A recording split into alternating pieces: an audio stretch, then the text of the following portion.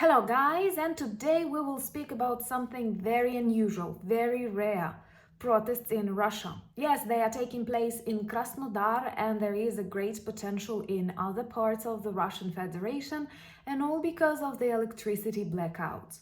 And no, they are not caused by the Ukrainian attacks, but by the dying infrastructure of Russia. One of the main reasons why Putin started his war in Ukraine is actually the desire to distract his population from the dying empire and its infrastructure. And now people are protesting because they don't have electricity for more than 24 hours. Even after attacks in Ukraine, we do not experience that. So let me tell you more about these problems, and are there any troubles on Rostov nuclear power station that people often report about, and also about a beautiful night visit of Ukrainian drones to a military airfield 150 kilometers deep inside Russia. So all of that in the video from an ordinary Ukrainian perspective. My name is Anna and I vlog daily from Ukraine since the start of the brutal Russian invasion. So if you're new to the channel, you support Ukraine, please subscribe and help us fight against Russian propaganda and fake news. And my longtime friends, check your subscription status and hit notification button. Protests in Russia is something extremely rare. And to listen that they have more and more protests on the streets of Krasnodar and other regions because of electricity outages is music to a Ukrainian ear.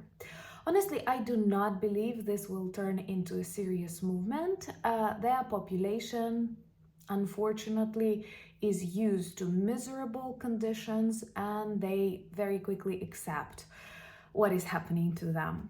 But this demonstrates internal problems in Russia, and one of them is electricity.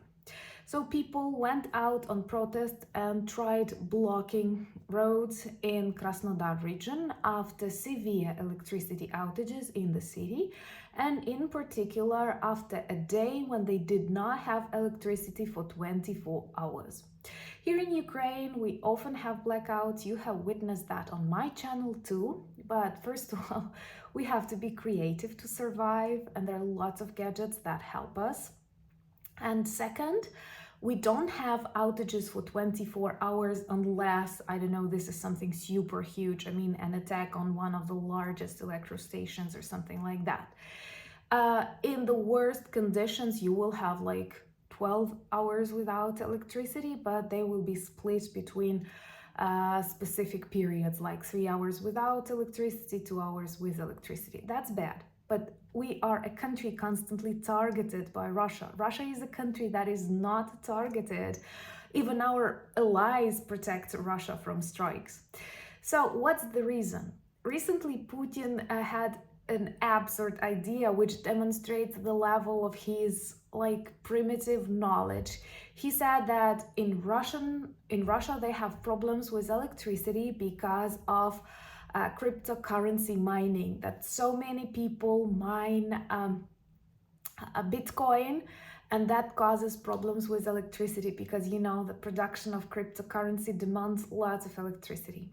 And many of you started developing this idea in emails to me saying that perhaps Russians do not trust dollar, ruble, yen, and they need to produce Bitcoin. Well, of course, there are lots of Russian hackers, lots of trolls, and they are working hard in the internet field. Many of them mine Bitcoins, but of course not to this extent.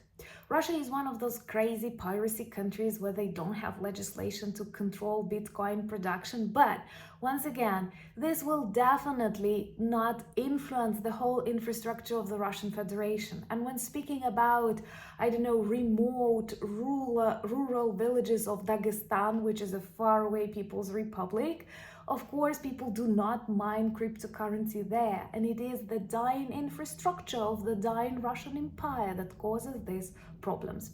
Remember to subscribe if you're new to the channel to demonstrate your solidarity with Ukraine and help us spread more information. This is vital for the Ukrainian victory and safety and security of the democratic world. And my friends, please share these videos on the platforms that you like. This helps a lot. So anyway, Of course, this is total BS that Putin tries to say they have problems with that. In reality, everything is very simple. Russia has a very old system of electricity. Of course, since Soviet times, I'm sure they did not change anything much. And with this extreme heat that many of us experience in Ukraine, in the neighboring countries, I had reports even from the viewers from New York.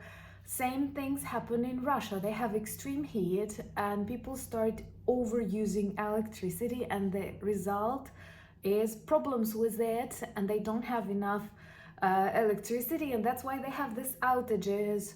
Of course, Russia is not the country where people have lots of air conditioners. In Ukraine, many people have, but now we are not allowed to use them. And believe me, the majority follow this restriction, even though it's really difficult to, control whether you're doing that. But people understand we have to save electricity for each other to survive. And in Russia, they are collapsing, they are dying out, and not because of internal interference, but because of the state in which this Russian Federation is. Almost used a bad word to describe Russian Federation, but those of you who know bad words and have fantasy, you can imagine what I've meant. Rostov nuclear power plant. Many of you ask me, is there something happening because Twitter and other social media spread information about that? By the way, find me on X or Twitter. I know it's a bit of toxic environment, but we have to fight in there too. And the links to my Twitter, Threads, and Discord and Instagram are all in the description of this video. So there were rumors that something is happening, that maybe even radiation is out from Rostov nuclear power plant. I don't think it's happening, but of course the fact that they don't have electricity in Krasnodar, which gets electricity from Rostov, may grow more and more rumors. I don't know, personally, based on the pages and sources that share it, I think it's fake.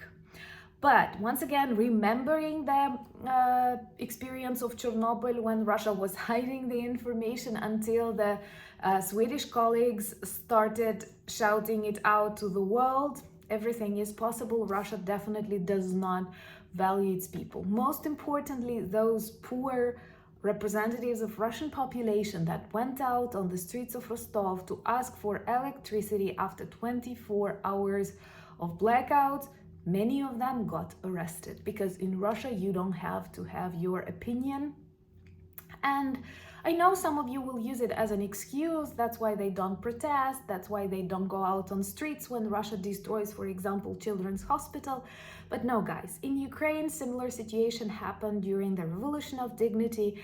And when millions protest, thousands of security forces can do nothing. And they can do nothing with Ukrainian drones that travel freely the space of Russia. And tonight, a group of our angry birds visited a military airfield in Rostov region, 150 kilometers away from the border. And they visited this military airfield where lots of Su-30 and Su-34 are stored. And let's wait for the updates, because these are fresh news and I always double check before sharing, but there were explosions and fires, so maybe more of Russian aircraft joined the invisible, evaporated Russian aviation. Thank you so much for your support, for all the work that you do in your societies to attract attention to Ukraine. Check our merch shop with lots of t-shirts and sweatshirts and caps that work well as reminders and conversation starters about Ukraine. And I love it when you tell me how people notice these images, how they start talking to you, and how you help spread the message. I'm very, very grateful for that. Same as I am blessed with your support as sponsors, patrons, and all those beautiful people who buy me coffees. You inspire more videos, and most importantly, I am very decent in writing the book, quite many thousands of words finished, and I have approached a very important chapter about lifestyle, life in times of war, where I try to share more of my personal experience and to demonstrate to you how many things actually change even in a semi-safe zone. By the way, you can always write me in comments what would you like to see in the book or in the videos to come. You know I love you. Slava Ukraini!